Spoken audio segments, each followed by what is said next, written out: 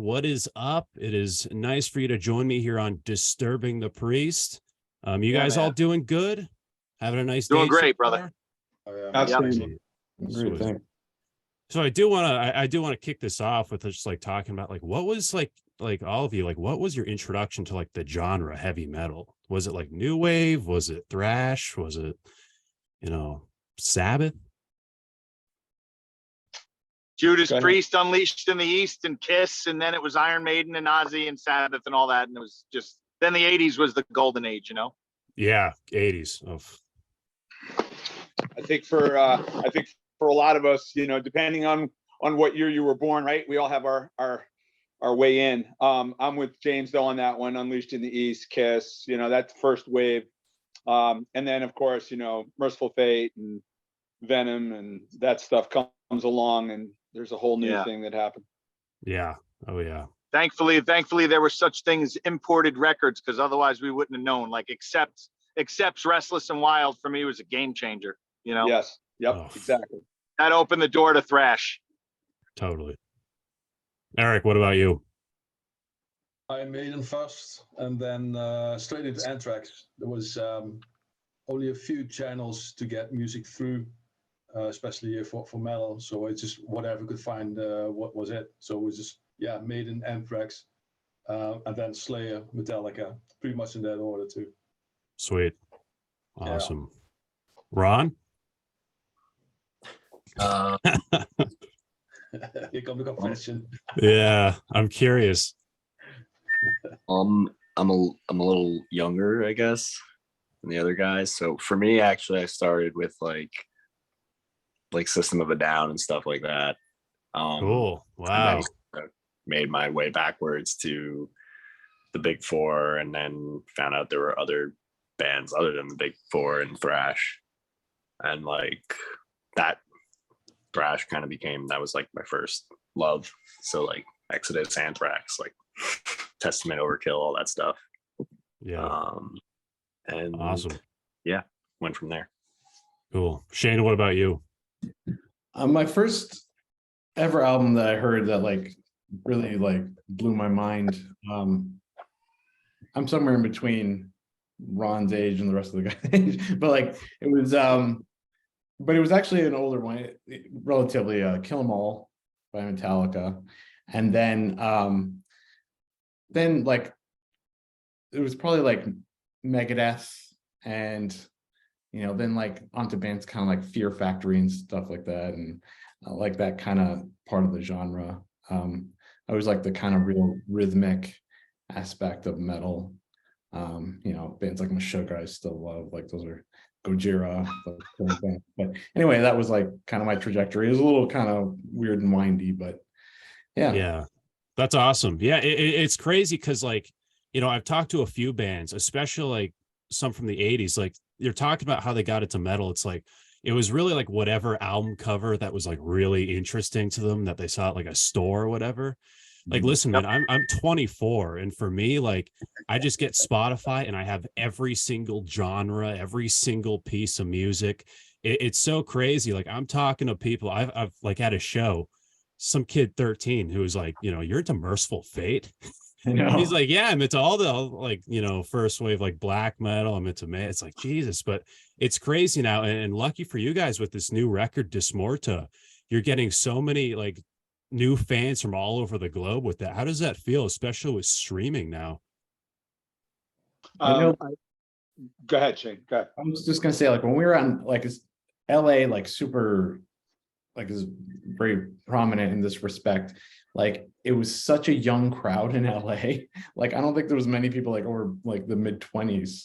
And I'm like, where did you find? They're like, YouTube and Spotify and stuff. It's like just amazing. Like what there's definite downsides to services like that, but for exposure, it's a really great resource for people who want to, if they really want to delve deep and sort of, take time to explore. So awesome. Now congrats with Dis Morta. It's an awesome record, totally holds up to like this trilogy of of just thrash epics. Now, what's the difference between like putting out an album in like the 80s compared to like, 2022? Like it must be way different. Is it Budget. that different? Is it budget? Josh, Josh, how much were your budgets for World Circus and fucking Think This? Probably tens of thousands of dollars, right? Yeah. Between the two of them, over Josh. 100,000. Yeah, can you hear me? Yeah. Okay, yeah, probably got between the two of them, close to 100,000, give or take, between the two records. Wow. We Yeah, had a it was $10,000 different. budget for this album, dude. It was 30 Wow. grand. It was 30 grand for, if I recall correctly, too. If I want to say it was 30 for World Circus and 60 for Think This. So about 90 grand for the two records. Wow. Yeah. How much And would I'll be tell if you, the we ate number that is right up in currency? the studio, though. I mean, back in those days, studios were thriving. It was a very different business model, right? And all of the sort of sister industries were making more money as well. Like the model that you just mentioned before has changed, not only the trajectory for the artist, but also for, other industries like studio owners and sound companies and everything else. Like everything has sort of changed around it. But if I could just really quickly, I want to jump back real fast, though, because we were talking about our influences and how we got started. I just want to go back to that because your next question was about DisMorta. And I think that DisMorta actually reflects that eclectic group of interests and like timelines and everything else. I think that Toxik is definitely a composite of all of us, and you can really hear it on the record. And it was really interesting hearing how everybody got into it, because I don't think I've ever heard everyone answer that question before. So that was cool. And if you listen to the record, you can hear all of that. I just wanted to say that. I thought that was kind of interesting. Yeah, that's what I also found really interesting, and that's why I wanted to ask that, because we have a lot of new blood in the band now, and a lot of like the old Toxik records, you have like that new wave British heavy metal like influence, but now we have so many more, and like, and this is to all of you, is any of like, more newer metal bands, did you find like any influence from like maybe 2000s or 2010 bands for like this new record? Yeah, for sure. Definitely. We were just talking about this the other day. And if I'll jump in again, but then someone follow up, please, that, we're, and they're not new anymore, but like, it's interesting. Gojira and Mastodon just announced this co-headlining tour. And I listen to both of those bands a lot. Like that's kind of where my listening a lot of my listening happens, is in that genre, that area of music, or that genre of music. What is that genre? I don't know. Bands like Opeth fit in there, and what's that band? Shane loves them too. Catatonia. Like there are bands that kind of come from sort of like a dark, more atmospheric, sonic place. And there's definitely some of that on DisMorta. You can hear that. Like songs like Judas and Devil in the Mirror towards the end of the record really start to take on kind of a little bit more of, I don't like the word modern, because then you're like trying to find something when you say that. But I do feel like it does fit into more of that sort of current context. How about instead of modern, let's say current? Yeah, no, I totally see that. Now there's so many, I feel like there's like a billion new subgenres since like, like 89, you know what I mean? You guys have experimented with like ballads in the past. Do you guys think like maybe with like a future Toxik record, you'll like experiment with like any other forms of songwriting, or do you really like have your sound like really narrowed down to like a specific? Well, Josh does pretty much all the writing. The softest thing on this record is really fucking hyper reality, right? That's like kind of the softest. This thing, we just had a bunch of bangers, and we're like, dude, we got to come out fucking swinging hard. It's the first album in 30 years. It remains Toxik. I feel it has more, like side one is very World Circus, and side two is more like Think This, a little bit more progressive. But on the new record there, Josh has like a 9-minute epic called Dissolution, which is just going to be mind blowing. Awesome.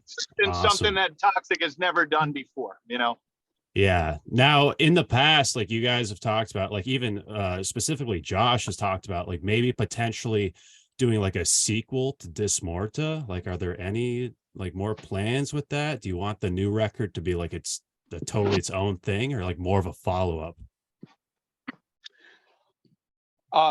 Is that for me the question? I mean, yeah, sure.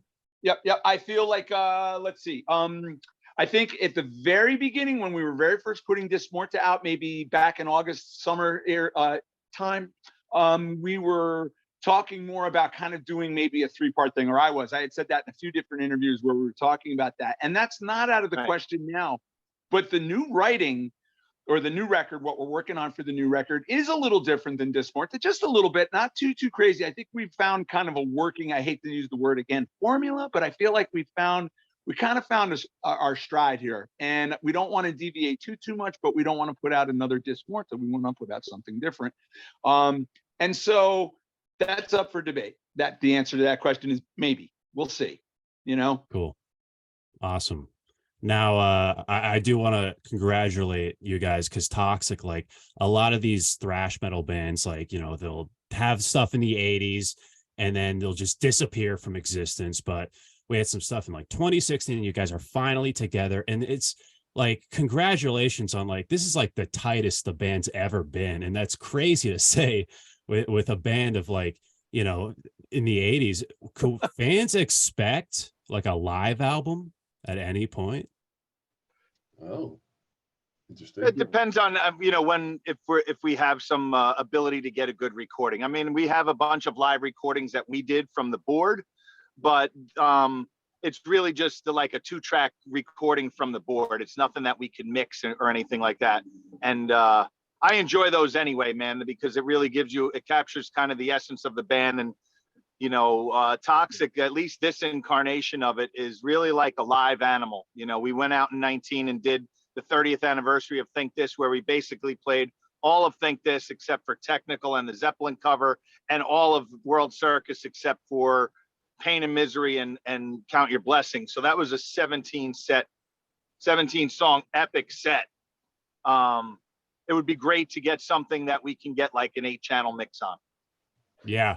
That'd be awesome. Because I've seen a lot of the live videos you guys have put out, and Ron's killing it on vocals. I want to congratulate you with how awesome those vocals are. You guys are so tight now. It must feel good, especially like Toxik. It's crazy that this band is so tight and really like doing great things. Can we expect like any future tours from you guys? Oh yeah. We're doing something. We're putting something together right now for May in Europe. Basically, May 10th through the 28th. There'll be festivals on the weekends and club shows during the week. We're going to go from Spain all the way around Europe down to Athens and then back and finish in the Netherlands. So it'll be a lot of kilometers over about a 16-day period, 16-day show, 16-show tour. We I just got an email this morning about an 8-show East Coast run in July. Awesome. With Tyrant, and that's probably going to be a co-headline thing if we can work it out financially wise. And then we're booked for True Thrash Fest in Osaka in September. So we're trying to put a little 2-week run around that for Asia, like Singapore, Thailand. If we can go to Australia and New Zealand, that'd be perfect. Sweet. And to answer your question about the live album a little bit more, because my inclination was immediately to say yes, because we are going to eventually have to put out a live record. We have to. And James and I just talked about this yesterday. We just were on the phone talking about, Toxik kind of has a punk element to it. Like when we play out, we have a live sort of vibe that is reminiscent of sort of a New York City hardcore thing. Like we're a do-it-yourself kind of band. We show up. We're very unpretentious.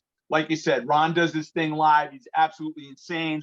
And the rest of the band too. Like we just have a thing that we do live. So you want to capture that live. And that leads to the next question about touring. Absolutely, we want to get out and tour as much as we can on this record. We haven't been able to support Dis Morta yet. So like Jim was saying, like we've got this 35-year thing we can do with World Circus. We've got Dis Morta to support. Think This is coming up on its 35-year. Like we have and we're going to be putting out another record. We have so much shit to support right now. Like if we can get the ball rolling, I think we'll be on the road a lot. I think we're going to end up playing a lot. Yeah, which is as a fan, very exciting to hear. And like really looking forward to like, oh my God, that East Coast run. Like I'll totally be there. Are there any bands? That's mid-July, man. Like I know there'll definitely be a Boston date in there, man. Yeah, yeah, and like mid-July, like I rather see you guys when it's nice out, instead of awful third week weather. of July. So from like from the 14th or from the 15th of July till like the 22nd, something like that. It's like 8 shows, a short little Sick. thing. Let me see. Yeah, July 19th, Boston. Wow. July 20th. Yeah, dude, Boston for your birthday. July 20th, Rhode Island. Cool. So a My couple of shows birthday's up by you, July bro. 18th, so by a Is it couple really? days. Yeah, There yeah. you go. Well, July.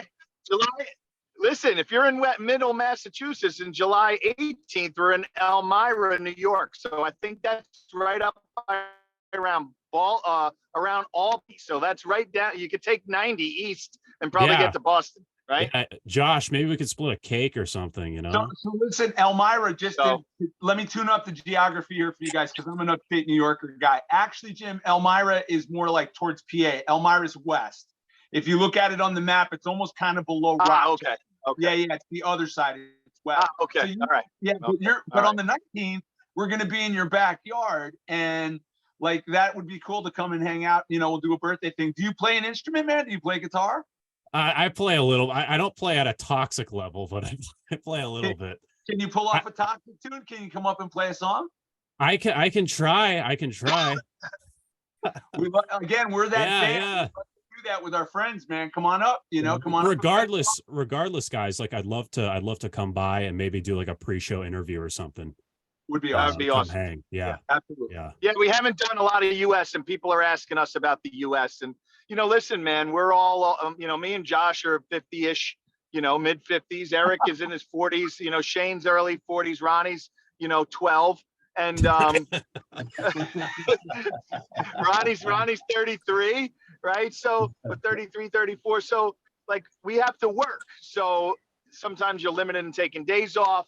You can't really go out there and do this at a loss, where you're taking money out of your pocket to go to play shows that you should be getting paid for. So that more often than not is the prohibitive factor for us putting anything together in the US, because people want to pay us $300 a show, Yeah, it doesn't Yeah. make sense financially.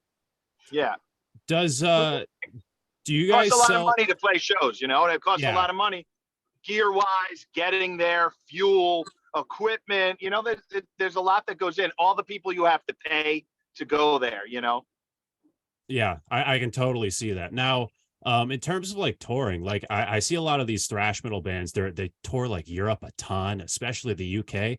Is there a bigger like audience there for thrash metal, or is it just like a better place to tour, like just overall? Well, you could do so many countries in Europe, and the passion for metal is all over Europe. I mean, Germany being the Fertile Crescent, but wherever you go, there's just metal movements. Sometimes there's patch clubs. We went to that, remember, Josh, when we played Madrid, that was for like a metal patch club, like NYDM. It was for, what were they called? But yeah, we went back and hung out at their clubhouse after the show. Yeah. So they just sponsor shows and bring you over. They're all over Europe, and the festival situation in Europe blows away the United States. Yeah, yeah, and I wish to attend one day. And you look at like people touring like Mexico, and the crowds are like huge. Yeah, it's a cultural thing.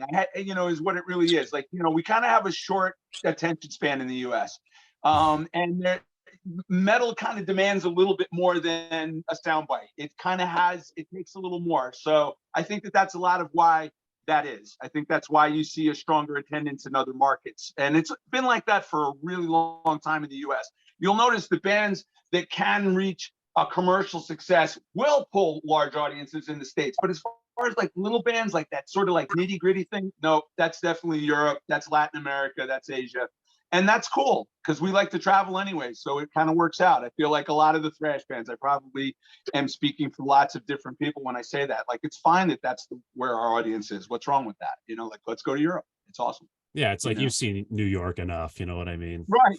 I love this. We love the States. We love to, and we're looking forward to it. But like Jim said, people want to give you $300 and have you drive 12 hours on a Tuesday. And it's just crazy, Yeah. Yeah. Now, Are there any bands you guys would like love to tour with, or maybe like have feature on a song in the future? Or is it more of like a solo, like just Toxik, potentially a co-headlining tour? But like, are there any bands you guys would love to work with at all? Anybody else? I feel like I'm Yeah. answering it. And I are answering everything. I've been asking this question a couple of times already in the past few years. So I'm actually wondering, Brandon, what would you suggest? No, me? Yeah. Well, I'd love to see you guys with Whiplash. Oh, there you go. Yeah. That's interesting. You know, Listen, didn't- we you played guys- with Whiplash last year at Hell's Heroes Fest in Houston. Well, Toxik played Thursday night. We played the pre-party, crushed that place, and then Friday we played. Whiplash played right before Dark Angel. And we played with them in LA. Out in LA, yep. And we played with them on the cruise. And we played with them in Poughkeepsie. Right, Wow. right. And they were on the 70,000 tons in 2020 when we went. Yeah, we played with them like a bunch. We played with them like 4 times now. You play I with played on a cruise? I played drums for them. I played drums for them too, Brandon. Oh, yeah. I'm in the rotation. I'm in the rotation for Whiplash drummer. It's a cool situation. Yeah. Well, you guys were on a cruise with them? How recently? That was 2020, 70,000 tons. How's doing a thrash metal show on a cruise ship? Is Awesome. that awful? It's good? No, it's amazing. It was It's amazing. really, really fun. Like, I was wondering how the vibe would be. And it was just really awesome, man. Like, everyone, because you got to think, like, what is literally like better than being on a cruise going to, you know, where did we go? Was it No, it wasn't Bahamas. It was Mexico. It was to Mexico. It was in January. So you're on Cozumel. a boat filled with people who, and they have bands playing literally like 20 hours a day. They start at like 10 a.m. They finish at like 3 a.m. and there's multiple stages. So it's like everyone's just like having fun in the sun, getting drunk and listening to metal like 24 hours a day. And it's just like it's a really great vibe, man. And you know, all the bands are hanging out too, and it's really, really great. That was It's really like a great. festival in water. Exactly. Yeah. Yes, but the whole boat is backstage. That's the difference. Yeah. You're eating lunch in the cafeteria. You can pull up a chair next to fucking Chuck Billy. You know what I mean? Yeah, totally. Like I'm actually a comedian, and I've talked to other comics, and they tell me like those cruise ship gigs are like the worst of the worst. So that's cool that for you guys they're actually pretty fun. Right. Yeah, So I think, guess like, it's a music thing. I think if it's just like a cruise with like people who just like want to eat like cheap buffets all day and stuff like that or whatever. It's like We get it's the like a worst end of different- it. It's different than like a themed cruise of like everyone just like, do you want to see like every awesome metal band that you're into? Yeah, come on, you know. So it's Yeah. It's That's 60 sweet. bands, and you do 2 sets each band. So we did World Circus. We played on the ice rink. We did World Circus in its entirety. Wow. And then we played the main stage in the ballroom, and we played fucking Think This in its entirety. It was awesome. That sounds incredible. I wish I There's a wish I great could have been video. there. There's a great video on YouTube of Machine Dream. So, you know, there's that. And what's special about that is Josh has a straw cowboy hat on. Awesome. I'll definitely check that out. It's part of the Toxik Mexico theme. Like we decided before we left that we would sport in Mexico. Tox-Mex. Yeah, It was the Tox-Mex. Tox-Mex. it was Brett Michael Christian on guitar.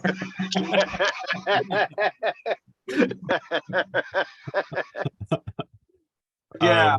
Oh, Yeah. As I stroke my beard thinking of this, yeah. Well, you know, from water slides to death metal shows, it really was a good time. It was. that's incredible. That's incredible. Now, It's a must do as a metal fan. It's a must do. You have to it's on my bucket list now. go on 70,000 at least It- once, and you just go. It's It is fucking great. amazing. as a fan, it's like, as a band, it was amazing, but as a fan, it's amazing. Like, and that's the beauty of it, is that you're both, when you're there, you get to really indulge both heavily, and it's pretty amazing, man. It's pretty cool. Yeah, that's So awesome. we're on that cruise, and the last day we all go to the grand ballroom to eat, and they have this big table of just people like the Vikings, they call them. They all come every year. They get in costume, and we're finished eating, and Ronnie is so nice, right? And he's so like polite. There's a grand staircase there, and at the top of the staircase was a huge grand piano. And Ronnie asked me, like I'm his dad, Jim, Mr. Jim, do you think it would be okay if I went up and played that piano? I'm like, dude, just go up there and fucking own it. Ronnie walks up the stairs, sits down, and fucking wails Queen, Don't Stop Me Now on the piano. Fucking crushing it, right? Wow. A couple hours later, he's on the top deck after the show, singing that at karaoke, owning the entire place. Every person on the deck was singing Don't Stop Me Now at Ronnie. It was incredible. Really great. And he discovered his hip action. It was like this really formal dining room, right? And they like, you know, a bunch of metalheads are sitting all around, and then all of a sudden, like this one table in the middle is like 50-person table, and like these people just charge in like in this Viking theme. They're standing on the table doing these huge toasts, and it was wild, man. It was really fun. Really that's fun. why. Well, that's definitely on my bucket list now, because I've seen just flyers for them, but I had no idea they were that much fun. It's really and if you guys are having that much of a blast, then the fans must. Do you remember the Secret Service theme group that came into? Yes. Anyone Yep. remember? Yep. Someone Trump. was dressed as Donald Trump or something. Yes. What? So great, man. So Yeah, great. it's been crazy. That. So I had an interesting thing at that cruise, right? Like that was right. We were getting ready to start recording the record. We were writing and getting ready to record. And that whole experience, getting on that boat, doing the shows, meeting all of those bands, hanging with all those people, Ronnie's thing with the piano, that whole thing actually contributed to the momentum of recording Dis Morta. Like we came off of that run, and that set of shows really jammed up, man, just super pumped as a band. And that's kind of what we went into Dis Morta with. We conveyed that energy into the record, honestly. Like that was the role. It went right from that into that. And yeah, I couldn't the Europe into that, Josh. Exactly, man. I feel the same way. It was perfect. Our momentum going into the recording was perfect. Couldn't have been better for us. Even though COVID sucked and it ruined a lot of lives in the world, etc., for us, just the way that worked was perfect. And you can hear it in the record. It contributed to the overall, to the vibe on the album. I was about to say, you can totally hear that energy in the record, especially with like going into Feeding Frenzy. It just like punches you in the face. I am so aware of it. Like, as you know, being there front, like seeing the continuity of it happening, like the arc of it. I can really see that. It's really cool that we caught that. From conception to release, how long did it take to make Dis Morta? Probably 2 years in the writing and everything. It was like all said and done, right? Right? Would you guys say like 2 years? Yeah. Well, 2 years plus 28. I don't know.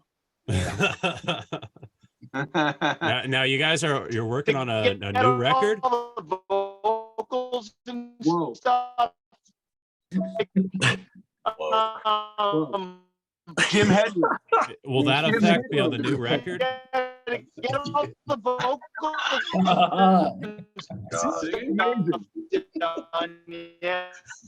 know, there's a rhythm to it. Jim, man, Definitely a good 2 years.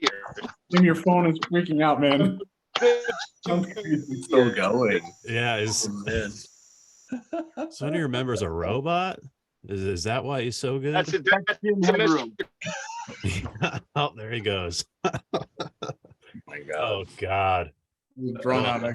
Yeah, there we go. We already walked someone. Goddamn. So I do have so you know, Toxik, you guys have been around for a while.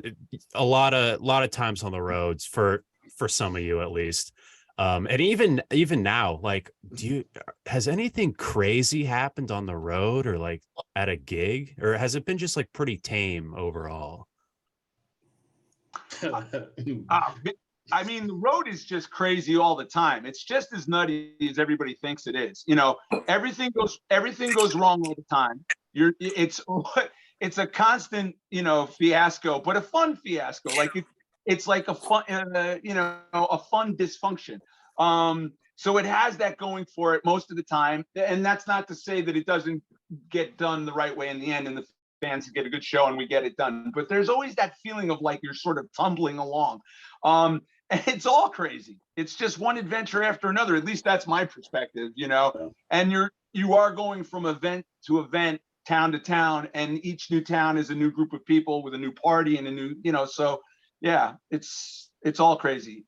You know, pick out one from June, like from the run in June, like pick out one special moment. I don't know. What was a crazy moment on that tour, would you say? Just June was Iron Fest. What was that? Iron Fest in Iron Fest. Yeah, Iron Fest. There you go. Space right, cakes, Iron Fest is insane. Space cakes and hash and weed and yeah, excessive we ended up giving the drummer to another band all of our stuff because we had to go to Switzerland the next day. So we gave him all this shit, like a gram of hash. I gave him the rest of our space cakes, all this weed. And then I met that kid later on. Fusion Bomb was the name of the band. They're really fucking cool, young and technical, from Belgium. Cool. Then the drummer Scotty came to see Heathen in Saarbrücken later on that summer. So he returned the favor. He gave me a couple of huge joints. It's pretty awesome. That's awesome. Well, that sounds like a great thing then. Dude, that was You know, at a campground. It was at a campground. There was a lake. It was a special place. That sounds awesome, because you hear a lot of like touring stories where like the bus breaks down or the van, something happens, bands get robbed, there's some crazy hotel stuff, but that sounds like an awesome thing. Like Buses break down, of course, but eventually nobody's gotten robbed. I don't want to experience that, man, here or personally, you know. Yeah, no, I can honestly say we've been pretty lucky that way. Knock on wood, we've avoided that. Of But course. like first night that we got there for June, the first night that the band arrived there was a wires got crossed on where we were staying, and we had nowhere to sleep that first night. And that was on the tail of like 20 hours of traveling for me, you know. So we had to scramble to get a hotel together. So there's always that element. Like I said, it's always a bit of like you're tumbling through space, but you're tumbling through European space. So it's really fun, you know. It's like, yeah, totally. totally. You know what I mean? Like it's an adventure because of where you are. Like the whole thing is just like the experience, and you take a deep breath. You're like, okay, here we go. You know. Yeah. It's pretty fun. Yeah. Well, before we close up here, how can fans keep in touch with the band in the future? Social media, a website, the label. The official website is toxicmetal.net. And you know, all the socials are at Toxic Metal, except for I guess Facebook, which is Toxic Metal Official. That's everything. It's on the website, all the socials. Cool. Awesome. Well, thank But you guys so much Eric for and joining. Shane pretty much have dealt with all the social media and all the web design. You know, Eric just redid the website, the Toxic site, and it looks amazing. He wrote an amazing bio. You know, Shane has been handling all the social media posts. You know, everybody has kind of like their niche and what they're good at, and you know, you try to play to everybody's strengths, and you know, you got to kind of pull it together, because if we don't do it, who's gonna? You know. But there's a lot to deal with, you know, like Josh was talking about, the way you describe that, it feels like you're tumbling through space is so true, because the clock doesn't matter unless you know, hey, I have to be there at 3:00. We have to sound check 5 to 5:40, you know, like those things matter and what your set time, but everything else is a blur. Right. You know, exactly. Yeah. You're like sort of pinned to these 2 or 3 points on the clock, and the rest of it is just like, okay, we're on. Yeah, hurry up and wait. Oh, you know? you're muted. Yeah, hurry up and wait. That's it. Yeah, and being tired all the time. Yeah, it's crazy because like it's something that a band has to complete. Like it's almost a priority now. It's like, how are fans going to get to us? It's like managing a website, managing all these socials. You know, back then I feel like it was just like go to the gig, you know, get on Kerrang or whatever. Well, your record company would hook you up with that. And, the record company, got us to you, right, Brandon? So that was a good thing. But back then it was different. They had a whole promotional team that was dedicated to you. Now they really don't. If you want somebody to run your social media, it'll probably cost you $300 a month just for Instagram, but those things are important to post a picture every day.